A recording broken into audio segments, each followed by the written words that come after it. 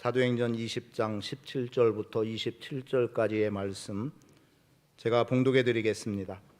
바울이 밀레도에서 사람을 에베소로 보내어 교회 장로들을 청하니 오매 그들이 말하되 아시아에 들어온 첫날부터 지금까지 내가 항상 여러분 가운데서 어떻게 행하였는지를 여러분도 아는 바니 곧 모든 겸손과 눈물이며 유대인의 관계로 말미암아 당한 시험을 참고 주를 섬긴 것과 유익한 것은 무엇이든지 공중 앞에서나 각 집에서나 거리낌이 없이 여러분에게 전하여 가르치고 유대인과 헬라인들에게 하나님께 대한 회개와 우리 주 예수 그리스도께 대한 믿음을 증언한 것이라. 보라, 이제 나는 성령에 매여 예루살렘으로 가는데 거기서 무슨 일을 당할는지 알지 못하노라. 오직 성령이 각 성에서 내게 증언하여 결박과 환난이 나를 기다린다 하시나 내가 달려갈 길과 주 예수께 받은 사명 곧 하나님의 은혜의 복음을 증언하는 일을 마치려 하면은 나의 생명조차 조금도 귀한 것으로 여기지 아니하노라. 보라, 내가 여러분 중에 왕래하며 하나님의 나라를 전파하였으나 이제는 여러분이 다 내 얼굴을 다시 보지 못할 줄 아노라. 그러므로 오늘 여러분에게 증언하거니와 모든 사람의 피에 대하여 내가 깨끗하니 이는 내가 꺼리지 않고 하나님의 뜻을 다 여러분에게 전하였음이라. 아멘. 우리는 다 부름받은 사람들입니다. 교회로 부름받았고 성도로 부름받았고 또 어떤 특정한 부분에서 목사나 교사 또는 선교사 혹은 그 이상의 다른 어떤 직분들로 부름을 받아서 하나님의 일을 감당해 나가고 있습니다. 저는 구원받은 무리 가운데 목사로서 또 하나의 부름이 있기 때문에 소위 소명이라는 것을 통해서 사명을 감당해 나갈 수 있는 기회를 갖게 됐고 목회적인 일을 감당해 나가고 있습니다. 목회라고 하는 것은 한마디로 말하면 사람을 섬기는 겁니다. 그것을 좀 더 교회 안쪽으로 들여다본다면 주님의 몸된 교회를 섬긴다는 것이고 또 주님을 섬긴다는 것입니다. 물론 여러분도 주님의 몸된 교회를 섬기고 있고 여러분도 주님을 섬기는 바 동일한 의미로 생각할 수 있겠습니다.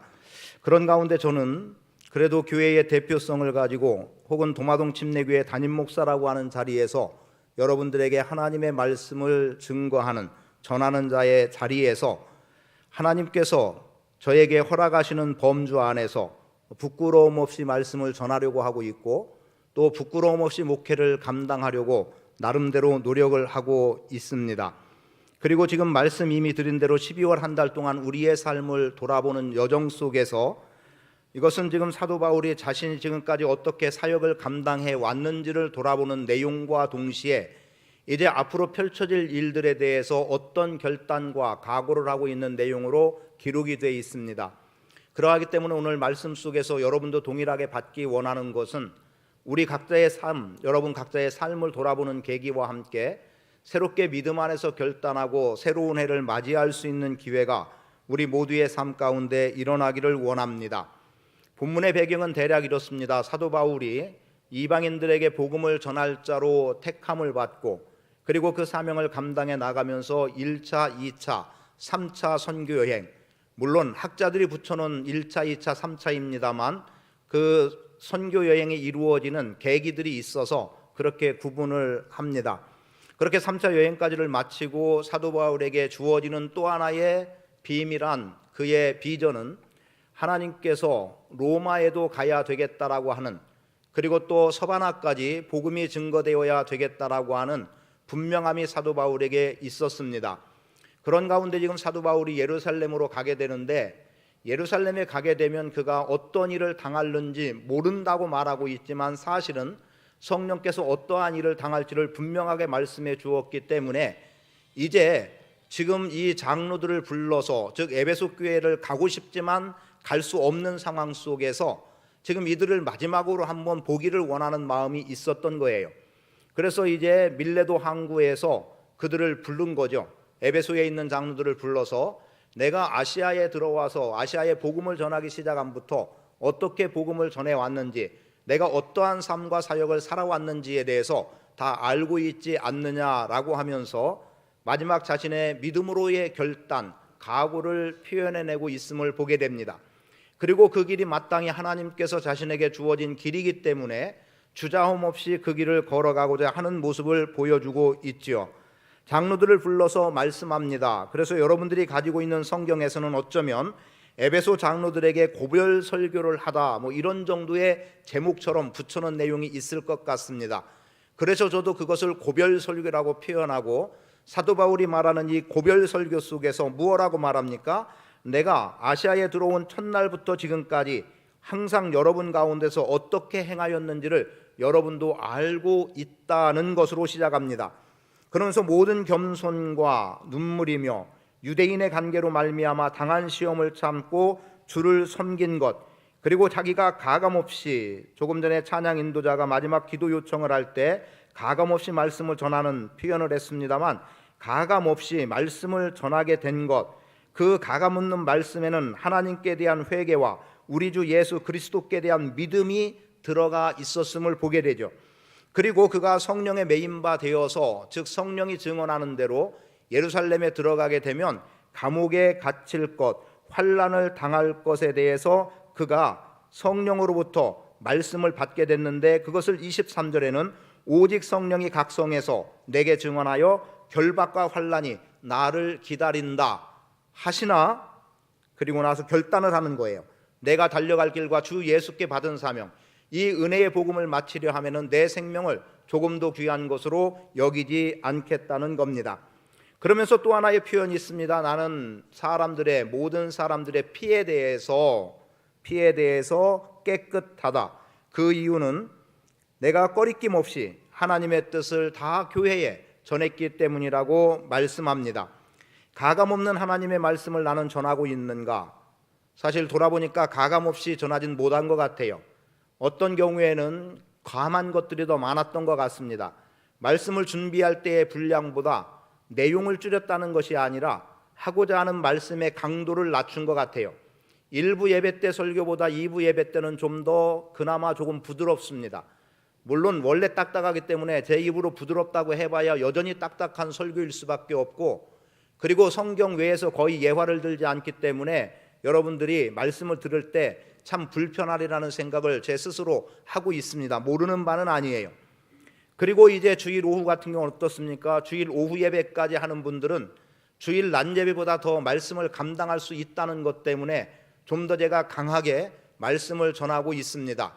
한 예로 오늘의 제목만 보도, 오늘 오후에 들려질 말씀만 보아도 더러운 손이라고 제가 이렇게 질문적인 제목을 잡았어요. 그 이유가 뭐겠습니까? 어떤 사람들이 이렇게 표현하면 되겠어요. 손에 조금 때 묻은 사람에게 무엇라고 질책을 하고, 그리고 너 더럽다고 규정을 하고 정죄를 해 나가는 겁니다. 그런데 그 사람들의 속에는 어떤 경우가 놓여져 있냐면, 그들 속에는 아주 완악함이 가득해 있는 거예요. 그리고 정죄하고자 하는 마음밖에 사랑이라고 하는 것은 아예 없습니다. 그런 정도의 사람들이, 그래서 성경은 오늘 본문의 마지막 절에서, 오후에 들려질 마지막 절에서 무엇라고 말씀하고 있냐면, 전통이라는 것이 하나님의 말씀을 다 가려버렸다는 겁니다. 삼켜버린 거예요.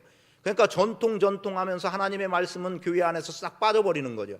그리고 그동안 우리의 전통이다라고 하는 것으로 교회를 다 뒤집어 씌워놔서 하나님의 말씀이 사장돼 버리는 그러한 모습밖에 가져올 것 없는 상태.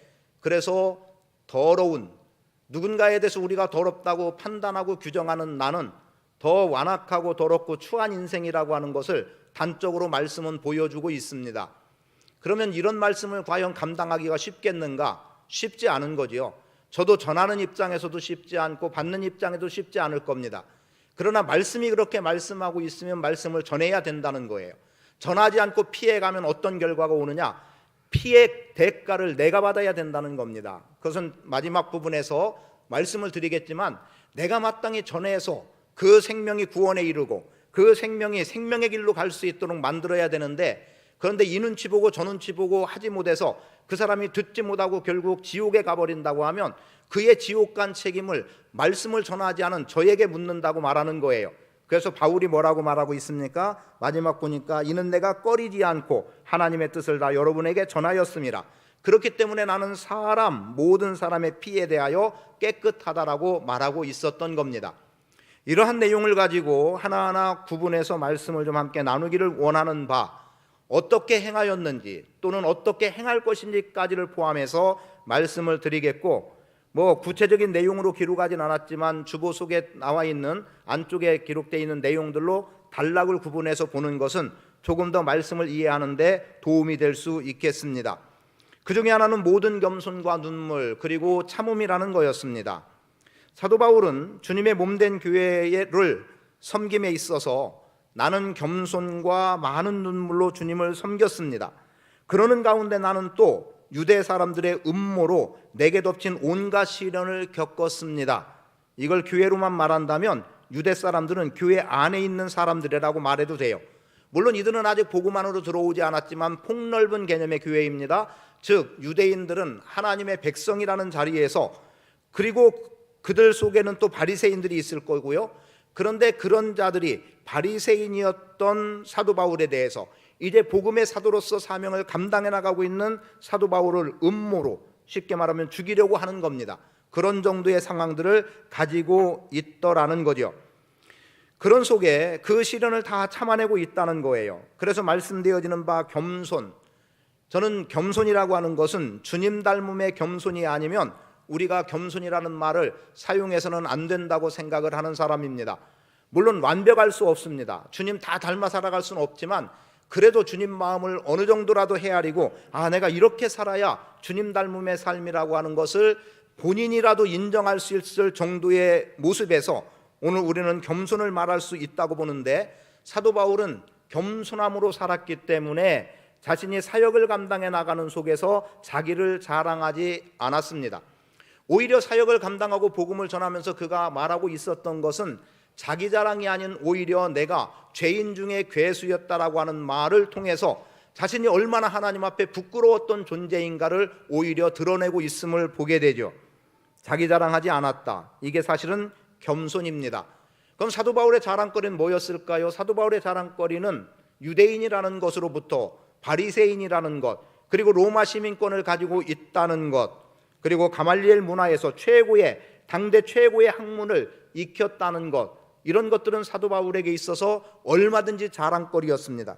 그런데 바울은 이런 것들을 복음을 전함에 있어서 결코 자랑으로 내세우지 않았습니다. 물론 어떤 경우에 내가 로마 시민이다, 무분별하게 두들겨 맞은 거예요. 무슨 죄인지도 모르고 맞은 거예요.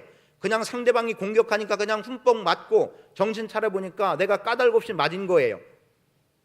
그리고 그때 비로소 내가 로마 사람이라는 걸 밝힘으로 인해서 정당하게 법정에서는 기회를 가진 것도 있긴 하지만, 바울은 자신의 그러한 로마 시민이라고 하는 어쩌면 권력, 이것을 내세워서 자기를 보호하려고 하지 않았던 사람입니다. 오히려 자신은 이것을 뭐라고 말합니까? 배설물로 여겼다, 똥으로 여겼다는 겁니다. 똥은 버려야 되는 거예요. 조금만 묻어도 빨리 씻어내야 되는 것이고 냄새 안 나게 해야 되고요. 그렇게 취급해버리고 말았어요. 당대 최고의 학문을 받았던 지식인이, 그리고 로마의 시민권을 가졌기 때문에 권력이라는 측면에서도 힘을 발휘할 수 있는 로마 시민권이 하나님보다 더 강하다고 여길 만한 그때에 바울은 그것을 자랑하지 않았습니다. 바리새인 중에 바리새인이라고 하면 벌써 여러분 아시죠? 하나님께 대한 얼마나의 열심, 어떠한 열심이 그들에게 있다는 것의 대표성이 바리새인들이었습니다. 그런데 그런 것을 자랑하지 않았습니다. 그건 한낱 예수 그리스도의 복음 안으로 들어오기 이전의 삶이었다는 거죠. 그것은 나와는 상관없다. 이것은 복음과 상관없다는 겁니다. 어떤 사람들은 과거에서 살아가는 사람들이 참 많습니다. 과거의 이야기가 아니면 지금의 나를 이야기할 게 없어져 버리는 거예요. 그러나 하나님의 시제는 분명해요. 하나님의 시제는 현재입니다. 우리는 현재를 말할 수 있어야 됩니다. 하나님이 지금 나에게 어떻게 행하고 계시고 내가 어떻게 살아가고 있고, 그리고 앞으로를 말할 수 있는 게 우리의 삶이어야 되지, 과거 나의 행적을 가지고 지금의 나를 이야기하려는데 지금의 나마저도 드러나지 않는, 과거만 드러나는 것은 아무런 쓸모없는 쓰레기와 같은 그런 것밖에 되지 않는다는 거죠. 바울이 그걸 배설물이라고 표현하고 있음을 보게 됩니다.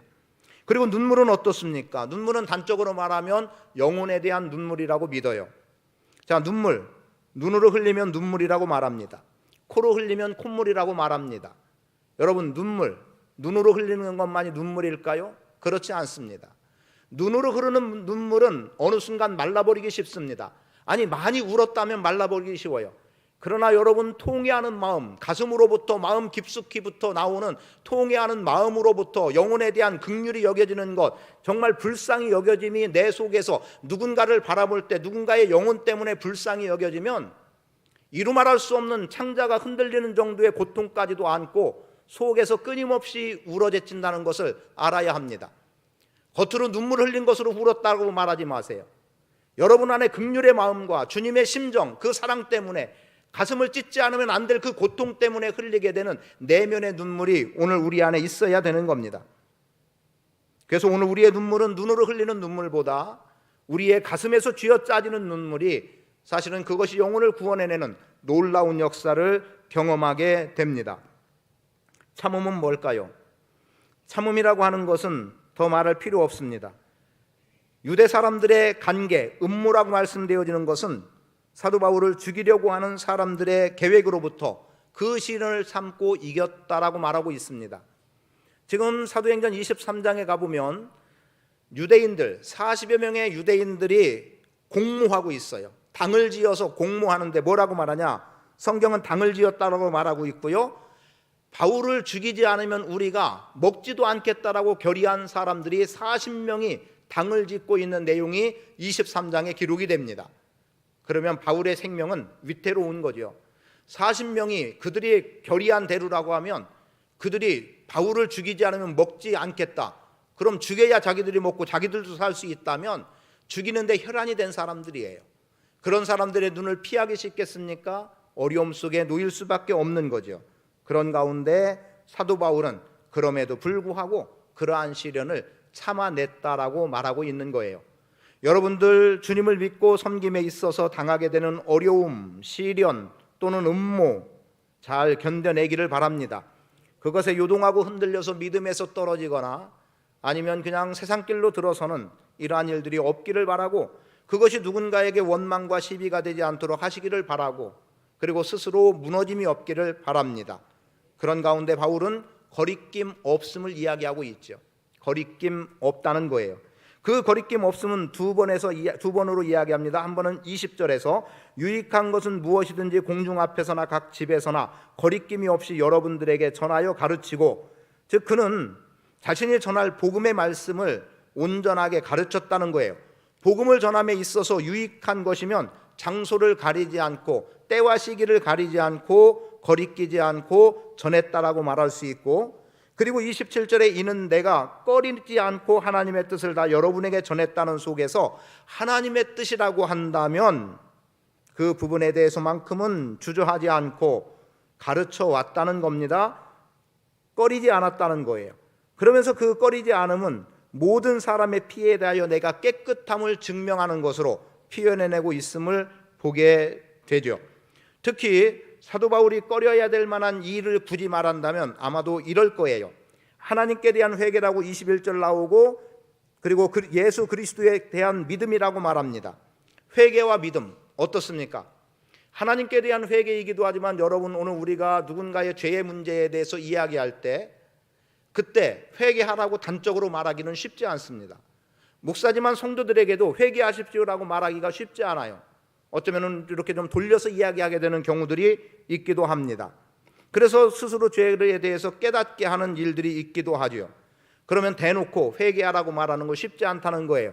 그러나 바울은 거리끼지 않고 회개하라고 말했다고 말할 수 있고, 그리고 믿음 없다라고 말해 줘야 되는데 믿음 없다는 말을 차마 못하겠는 거예요. 왜요? 30년 40년 신앙생활한 사람한테도 당신 믿음 없습니다, 이게 말이 쉬우냐는 거죠. 그러니까 말 못하고 그냥 넘어가 버리는 거예요. 그런데 사도 바울은 그렇게 했다라고 말합니다. 왜 그렇게 했을까요? 그건 분명한 거예요. 복음에 침묵하지 않은, 하나님의 뜻에서 물러나지 않은 이유는 복음은 생명이기 때문에 그렇습니다. 그리고 그 복음을 받은 자는 구원에 이르는 은혜가 있기 때문에 그런 거예요. 회개하라 해서 회개하면 생명의 길을 얻는 것이고, 믿음 없으니 믿음을 갖고 주를 섬기라고 해서 믿음을 가지면 하나님의 백성된 자리에서의 삶을 온전하게 살아나갈 수 있습니다. 저는 전에도 좀 표현했습니다만 목회를 해나가면서 목사로서의 사명을 감당해 나가면서 갖게 되는 또 하나의 생각 중에 하나는 이런 거예요. 갈라디아서 1장에서 말씀되어지는 것 가운데 내가 사람을 기쁘게 하랴 하나님을 기쁘시게 하랴, 사람에게 좋게 하랴 하나님께 좋게 하랴라는 겁니다. 여러분, 제가 목사로서 사명을 감당해 나갈 때 어떤 때는 여러분들이 감당하기 불편할 정도의 거친 표현을 하기도 합니다만, 여러분들 제가 사람 좋게 하는 소리만 하기를 원하세요? 아니면 하나님의 말씀 자체를 전하기를 원하세요? 물론 대답은 뻔합니다. 하나님의 말씀이어야 된다는 거죠. 하나님을 기쁘시게 해야 된다는 거죠. 그러나 속으로는 그 말씀이 전해질 때 받고자 하는 중심이 없는 경우가 흔한 것들을 보게 됩니다. 사도 바울은 그런 내용에서 이렇게 표현합니다. 사람의 기쁨을 구하였더라면 그리스도의 종이 아니다. 내가 복음에서 멀어진 것, 사람 듣기 좋은 말, 사람을 기쁘게 하는 것, 이 일에만, 그리고 사람을 통해서, 교회를 통해서 나의 유익을 구하는 행동을 했다면 저는 그리스도의 종이 아닙니다. 거리낌 없이 복음을 전하는 사도 바울에게서 제가 교훈받아야 될 이유 중에 하나가 되는 거예요. 그 다음에는 성령의 매임을 말하고 있습니다. 22절에 보면 보라 이제 나는 성령에 매여 예루살렘으로 가는데 거기서 무슨 일을 당하는지 알지 못한다라는 거예요. 근데 알지 못해서 못하는 게 아니에요. 그 이상의 더 어떤 고난과 역경이 있을 수도 있음에 대해서는 모르지만 분명한 것은 성령께서 이렇게 말씀해 주신 것을 그는 감당해 나갑니다. 22절 보라 이제 나는 성령에 매여 예루살렘으로 가는데 거기서 무슨 일을 당하는지 알지 못하노라. 23절 오직 성령이, 여기서부터예요. 오직 성령이 각 성에서 내게 증언하여 결박과 환난이 나를 기다린다 하시나. 뭐가 기다리고 있습니까? 결박과 환난이 기다리고 있는 거예요.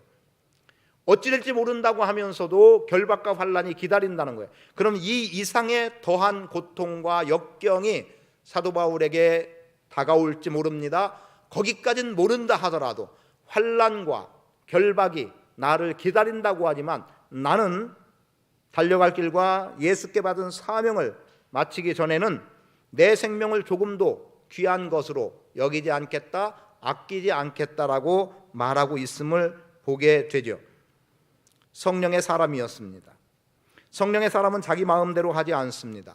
성령의 사람은 성령이 깨우쳐 주시는 것에 민감하게 반응을 합니다. 사도행전 16장에 보면 사도 바울이 복음을 전할 때 아시아 지역으로 복음을 전해 나가면서 복음은 확장되고 있었습니다. 그런데 더 나가려고 하니까 성령께서 그 길을 가로막았어요. 그리고 사도 바울은 성령께서 이끌어 주시는 대로 마게도냐 지역으로 가서 복음을 전하게 됩니다.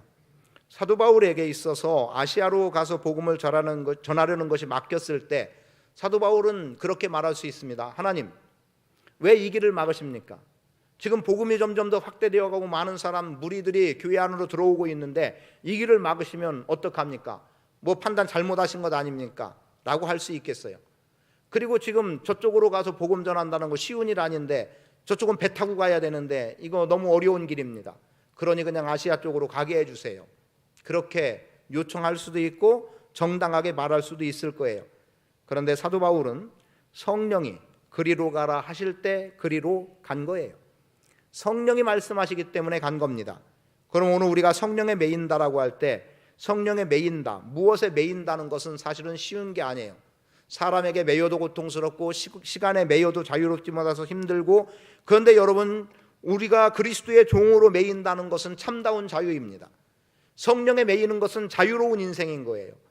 오히려 세상의 매인 자로 삶을 살아가는 사람들은 죄의 종으로 살아가게 돼 있습니다. 그러나 그리스도께 매이고 성령에 매인 사람들은 하나님 나라의 영광을 보며 사는 자들이 되고 있다는 것을 우리는 알아야 합니다. 지금 사도 바울 예루살렘에 가면 죽음이 기다리고 있는 것 알아요. 그럼에도 그것이 하나님의 뜻이기 때문에 바울은 그 길을 걸어갑니다. 예수님도 마찬가지였어요. 예수님도 예루살렘에 올라가면 대제사장과 서기관과 바리새인들, 소위 종교 지도자들에 의해서 예수님께서 붙잡히게 되고 십자가에 못 박혀 죽으시게 된다는 것 예수님이 아셨기 때문에 연거푸 3번 당신의 죽음을 예고해 주셨어요. 그러면 피해야죠. 죽을 길 알면서 그 길 들어가는 것처럼 어리석은 인생은 없습니다. 그런데 예수님도 그 길을 가셨고 지금 사도 바울도 예수님처럼 그 길을 기꺼이 가겠다는 거예요. 그리고 죽음이 나의 영광이라고, 십자가가 나의 영광이라고 예수님은 말씀하고 계셨던 겁니다. 여러분, 기꺼이 성령에 매여 사는 인생으로 사시게 되기를 축복합니다. 그리고 깨끗하십시오. 무엇에 깨끗할 것입니까? 모든 사람의 피에 대하여 깨끗해야 됩니다. 신앙 양심에 깨끗해야 됩니다. 행실에 깨끗해야 됩니다. 여러분, 생각 이상의 것을 생각하는 것은 말을 만들고 문제를 만드는 일들이 의외로 많습니다. 자, 스데반이 모든 사람의 피에 대하여 깨끗하다고 했을 때 스데반이 사람을 죽였나요? 사도 바울이 사람을 죽였나요? 아니지 않습니까? 스데반이 죽는 그 현장에 사도 바울이 있었던 것 분명하고, 그리고 예수 믿는 사람들을 붙잡아 감옥에 가두기 위해서 핍박을 했던 것, 그래서 피를 흘린 적이 있을 것 같다는 생각은 합니다. 그리고 또 사도 바울에 의해서 붙잡혀 들어온 그리스도인들이, 감옥에 갇힌 그리스도인들이 고문을 당하고 하니까 바울에 의해서 붙잡혀 오지 않았더라면 피 흘림이 없었을 수도 있는 사람들, 그런데 붙잡혀 와서 피를 흘렸다면 직접적이든 간접적이든 피 흘림이라고 하는 것은 분명히 있을 것 같아요.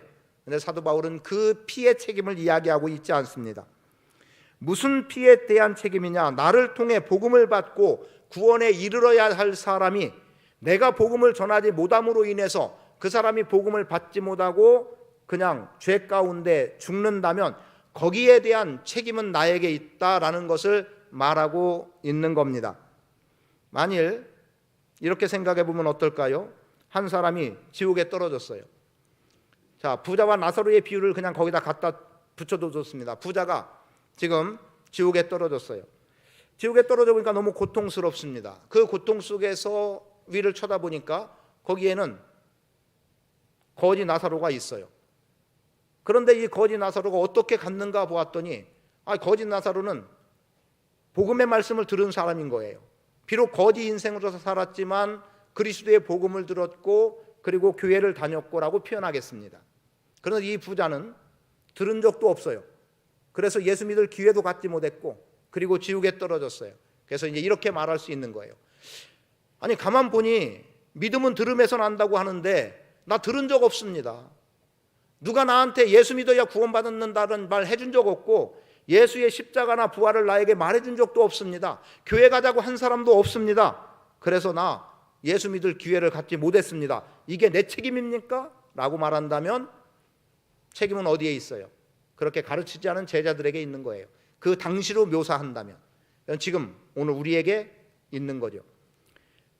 들어와서 가정 혹은 가족으로 생각해 봅니다.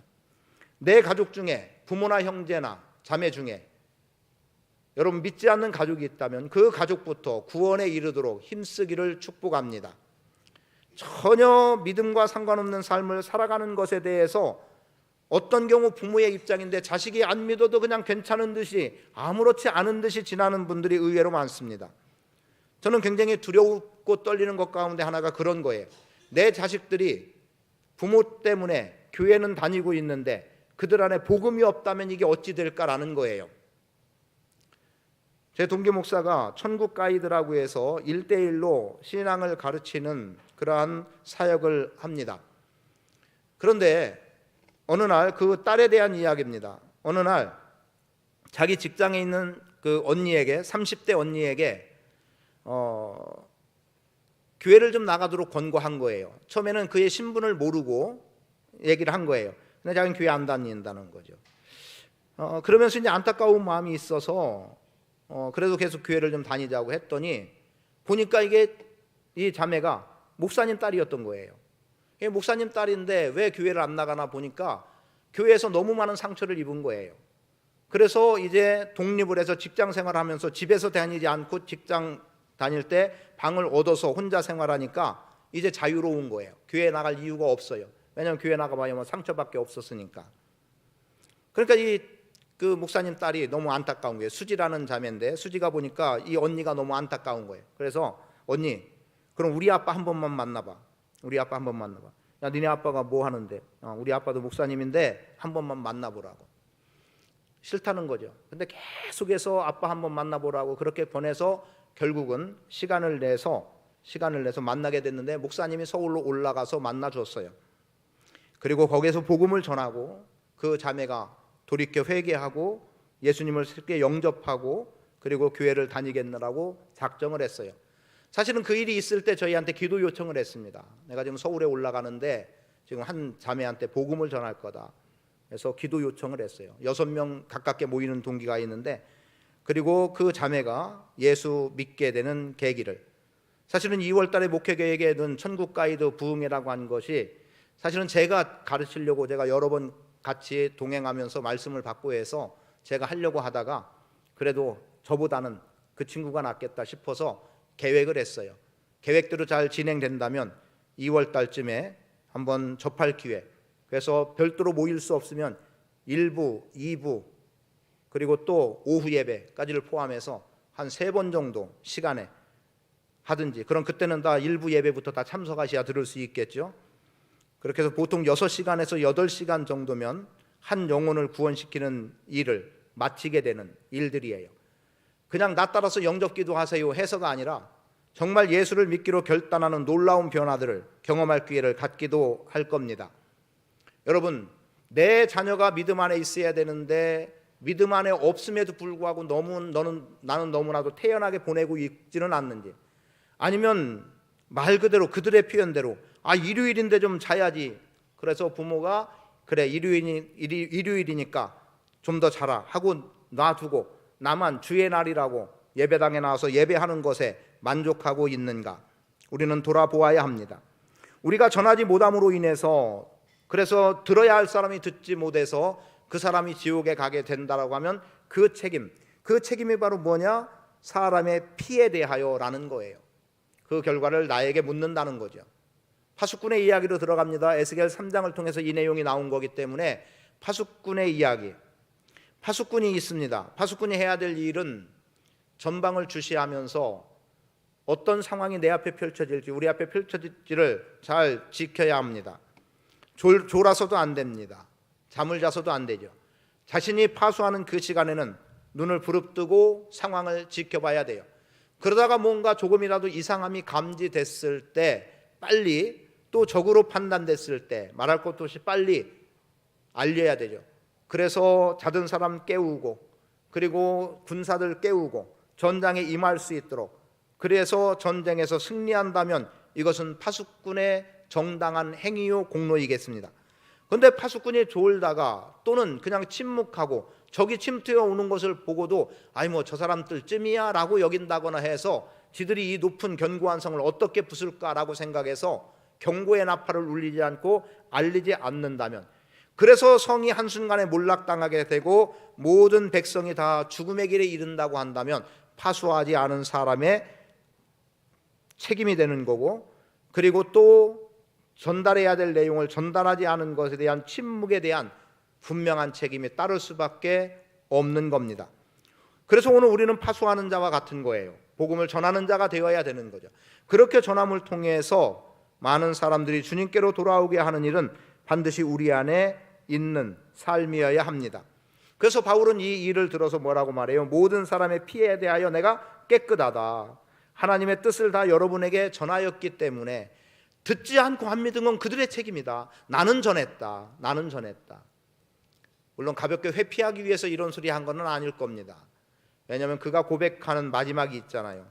복음 증거의 일을 마치기 전에는 내 생명을 조금도 귀한 것으로 여기지 않는다고 말하고 있다면 지금 그냥 난 책임 없다고 한 말이 가볍게 들려진 말은 아닐 거예요. 그는 정말 전심으로 한 영혼을 위해서, 그리고 자신을 통해서 복음을 받아야 될 사람들에게 복음을 최선을 다해서 전했으리라고 봅니다.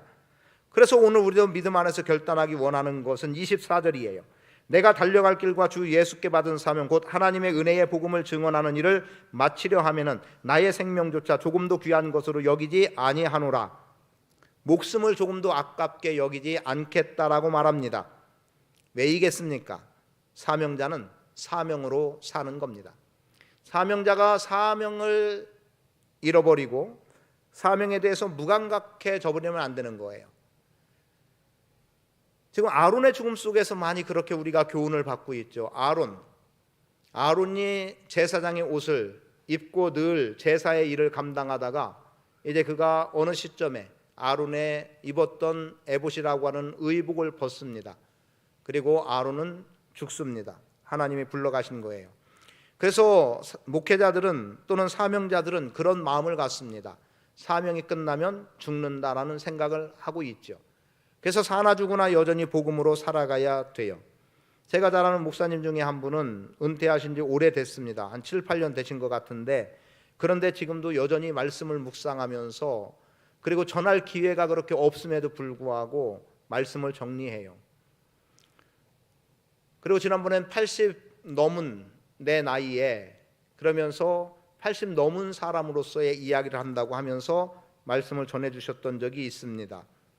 그러면서 자신의 삶이 하나님 앞에, 또 장로도 했기 때문에, 그래서 성도들의, 소위 우리가 말하는 평신도들의 어떤 심리적인 것도 잘 알고 하다 보니까 더더욱 그런 말을 할 수 있었던 것 같습니다. 지금 그 내용을 전하는 않지만 80 넘은 지금 내가 젊은 여러분들에게 해줄 수 있는 말, 이렇게 하면서 한 40여 분 설교 말씀을 주셨던 적이 있어요. 여러분, 은퇴했다고 끝나는 거 아니에요. 은퇴했어도 여전히 여러분은 말씀으로 살아가야 되고 기도로 살아가야 됩니다.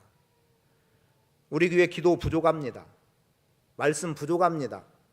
제가 강조하지 않아서 그랬는지 몰라도 성경 일독하기를 강조해오고 금년 말쯤으로 마감하고 아니면 내년 창립주년 바로 전주까지로 마감해볼 마음으로 성경 읽기를 했는데, 오늘 주보 뒷면에도 나와 있습니다만 50명 선에서 멈춰버리고 말았습니다. 제가 간곡히 부탁했던 게 100명이었습니다. 그래서 제가 101번째, 다 읽었어도 저는 보고하지 않고 101번째 보고할 마음으로 왔는데, 그래서 저도 성경을 못 받는 상황이 돼버리고 만 것 같아요. 자, 말씀과 기도, 오늘 우리 안에 필요한 부분입니다. 있어야 됩니다. 말씀과 기도가 교회 안에서 사라지면 교회는 남는 것은 문제입니다. 사도 바울은 사명자로서의 삶을 살았기 때문에 그는 기꺼이 나의 생명을 조금 더 귀한 것으로 여기지 않는다고 믿음의 결단을 했던 것. 고린도후서 12장 11절 이하에 보면 사도 바울은 내가 사도다라고 말합니다. 아니, 누가 사도인 줄 모르겠습니까? 그런데 사도인 줄 모르는 바 아니지만 사도라고 인정하지 않는 사람들이 있었어요. 사도라고 인정하지 않는 거예요. 왜냐하면 사도에 대한 나름의 학자들의 정의는 그런 거였거든요. 예수님께서 십자가에 못 박혀 죽으시기 전에 부르고 함께 사역했던 사람들, 그러면 12명의 제자죠. 그 중에 가룟 유다 하나는 없지만, 그때의 예수님이 부른 건 아니지만 예수님의 살아있을 때라고 표현한다면 거기에 마띠아 하나가 나중에 초대교회에서 들어가긴 해요. 그러면 지금 그 정도나 사도라고 말하지 바울에게 어떻게 사도라고 말하겠느냐는 거죠. 더군다나 교회 다니는 사람들을 핍박했던 사람인데 지금이야 복음을 전하든 어쨌든 그런 사람을 어떻게 사도라고 말하는 거예요. 그때 사도 바울은 분명하게 말합니다. 내가 사도다. 나의 사도됨에 표된 것은 내가 너희 가운데 모든 참음을 우선으로 말하고 있어요. 어떻게 참았음을 말합니다. 표적과 기사와 능력을 행한 것이다. 내 자신이 너희에게 폐를 끼치지 아니한 일밖에 다른 교회보다 부족하게 한 것이 무엇이냐. 폐를 끼치는 것만 부족하게 적게 폐를 끼쳤거나 안 끼쳤지 나머지의 것은 다른 어떤 교회보다 너희들에게 더 많은 힘을 쏟아 부었다라는 말로 이해할 수 있습니다. 어느 교회에 대해서? 에베소 교회에 대해서. 그 장로들에게 하는 말이니까요. 그러가면서 폐를 끼치지 아니한 일밖에 다른 교회보다 부족한 것이 무엇이냐라고 말하고 이어서 또 이렇게 말합니다. 나의 구하는 것은 너희 재물이 아니요 오직 너희니라 라고 말해요. 사도 바울은 성도들의 재물을 탐하지 않았습니다. 사무엘 선지자도 구분 판결을 하거나 뇌물을 받거나 하지 않았음을 이야기했어요. 여러분, 사명자는 오직 너희입니다. 부족하지만 저도 목사로서 갖게 되는 기본적인 것은 저의 안위에 우선하지 않습니다. 교회 우선입니다. 제가 생색을 낼 것 같은 표현이 될 수 있겠지만 들으세요. 오해 없이 들으시기 바랍니다. 저는 어떤 계기가 돼서 누군가 어떤 음식을 먹을 때 맛난 음식이 있으면 제일 먼저 떠오르는 게 청년들입니다. 이건 분명하게 내 양심껏 말할 수 있는 내용 중에 하나입니다. 그리고 가능하면 데리고 가는 쪽을 선택하죠. 그래서 한 번에 뭐 몇십만 원, 50만 원 이상 나오고 하는 경우들도 있어요. 물론 어떤 경우는 교회 재정에서 청구로 하기도 하고, 어떤 것은 누군가의 도움 때문이기도 하고, 어떤 것은 제가 나름대로의 어떤 돈으로 하기도 합니다. 그걸 내세우려고 하는 게 아니에요. 저의 마음속엔 우선 그러하다는 거예요. 목사의 양심으로 최소한 이런 것들은 말할 수 있습니다. 오직 너희니라. 그리고 표현되는 것, 영혼을 위하여 재물을 허비하고, 자기 재물을 누군가의 영혼 때문에 허비한다는 거예요. 낭비라고 말할 수 있겠지요. 예수님의 머리에 향유를 부었을 때 왜 향유를 붓느냐는 거예요. 그것을 300데나리온 이상에 팔아서 가난한 자들에게 나눠주면 좋을 것을, 그것을 그래 깨뜨려 흘려버린 것으로 끝나냐? 잠시 향내음 나는 것으로 만족하려고 하느냐? 그들 말을 정당하죠. 지혜로운 말이라고 말할 수 있고, 말 그대로 정답입니다. 정답. 근데 예수님은 그렇게 보지 않는 거죠. 그래서 제가 언젠가 이 말씀을 가지고 여러분들에게 거기까지면 되는 지혜라는 제목으로 말씀을 드렸어요. 향유 냄새가 집안에 가득하더라, 이거면 되는데 그 다음 절에 기껏 누가 툭 튀어나와서 뭐라고 말하는 거예요? 이걸 왜 허비하느냐? 여기서 문제가 생기는 거예요. 향유 냄새 가득한 것이면 되는 거예요. 나는 영혼을 위해서 재물을 허비한다. 그런데 이 허비가 결코 낭비가 아니라는 거죠. 그리고 내 자신까지 허비한다라고 말하고 있는 거예요. 집에 가셔서 고린도후서 12장 말씀을 읽어보시면 지금 제가 드린 말씀이 나오게 됩니다. 나의 구하는 것은 너희 재물이 아니요 오직 너희니라. 영혼을 위하여 재물을 허비하고 내 자신까지 허비하리니. 이것이 사도 바울이 주의 뜻을 이룸에 있어서, 하나님의 뜻을 이룸에 있어서, 또 사명자의 사명의 길을 감당해 나감에 있어서 믿음 안에서 결단해 온 사실입니다. 그리고 본문도 내가 달려갈 길과 주 예수께 받은 사명 곧 하나님의 은혜의 복음을 증언하는 일을 마치려 하면은 나의 생명조차 조금도 귀한 것으로 여기지 아니하노라. 여러분, 이 믿음으로, 이 결단으로 금년을 잘 마감할 수 있기를 바랍니다. 그리고 이 결심으로 2023년을 새롭게 맞이해 나갈 수 있게 되기를 축복합니다.